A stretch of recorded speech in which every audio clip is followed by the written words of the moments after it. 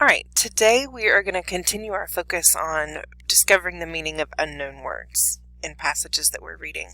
And we're going to read a passage today about sharks. Are they monsters or are they just misunderstood? All right, instead of you clicking through the assignment right now, you're just going to sit and let me show you as if I were actually there. Sorry that I'm not there. So today you're going to read sharks, monsters, or misunderstood, and you're going to practice finding the meaning of unknown words. We're going to look at a picture here in just a few minutes. We're going to watch a video. We're going to review our target skill. And then in a little while, you're going to read with a group and answer questions. With your group, you will answer the guiding questions and you'll answer the assessment at the end. You are all going to work together, and the most important part of this is going to be your discussion. Now, in first and third period, there are going to be some people who come in and pull some groups because I'm not here. And that's going to make it the easiest way to do that. And you're going to work with those groups. Some of you are not going to be in a group today. Means you'll probably be in a group like that tomorrow. Some of you are going to be in a group without an adult. We'll see how that goes. It makes me nervous, but you'll be fine. All right? We'll figure that out in a little bit. So let's look at this. It says, look at the pictures and then answer the warm-up questions. You're going to answer these questions in just a minute. We're just going to talk through them right now. It says a great white shark can have as many as 3,000 teeth. So the reason I'm not here today is I'm at a dental appointment. It's actually a periodontist appointment, which has to do a little bit more with your gums than with your teeth. But I don't think he's accustomed to seeing teeth like this. So sharks are a type of fish. They're not a mammal.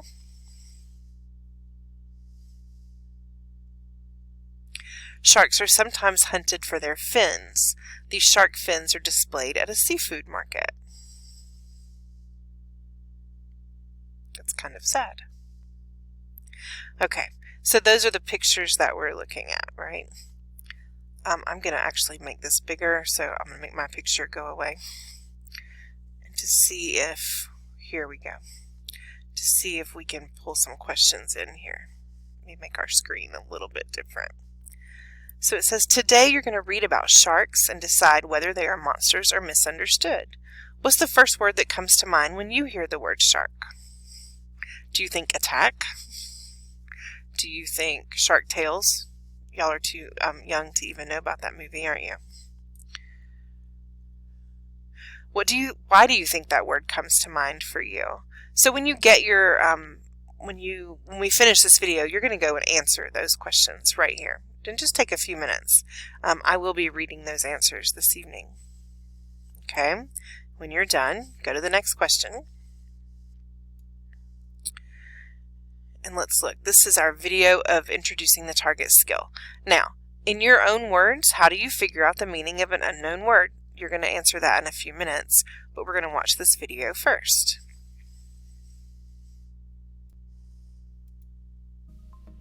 Today, as you read the article Sharks, Monsters, or Misunderstood, you are going to practice figuring out the meaning of unknown words.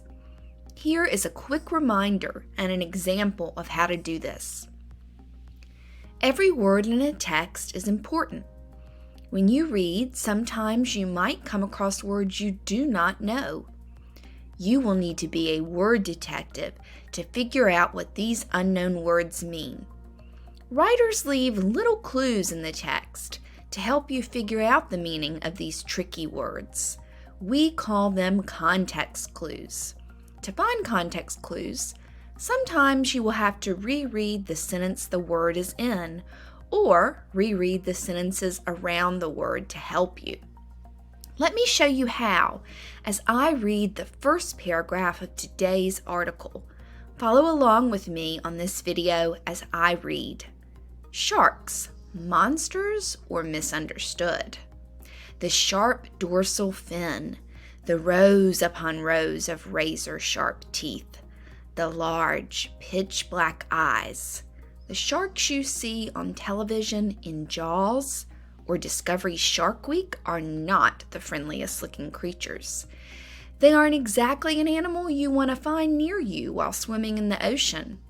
Despite their portrayals in movies and popular culture, sharks are complicated, misunderstood creatures that are more vulnerable than they appear.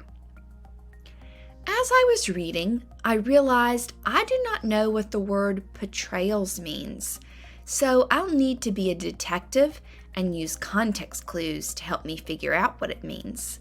Let's go back and reread part of the sentence that the word portrayals is in. Despite their portrayals in movies and popular culture, sharks are complicated. I'll stop there.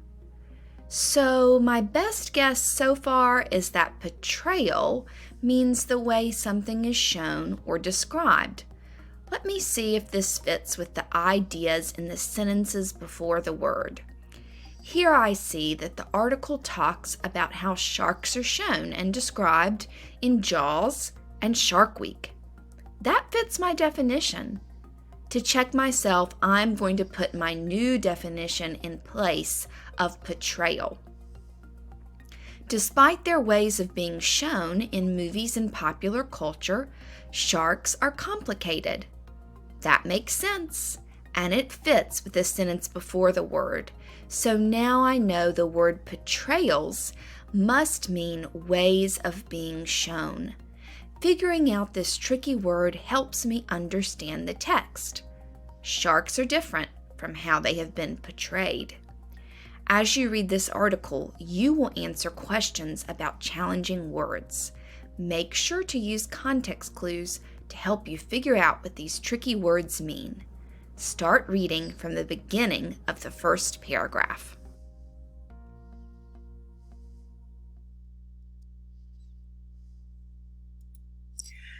So your job now is to close out this video when it's over, and then go back to your Google Classroom and open up your copy of the shark article.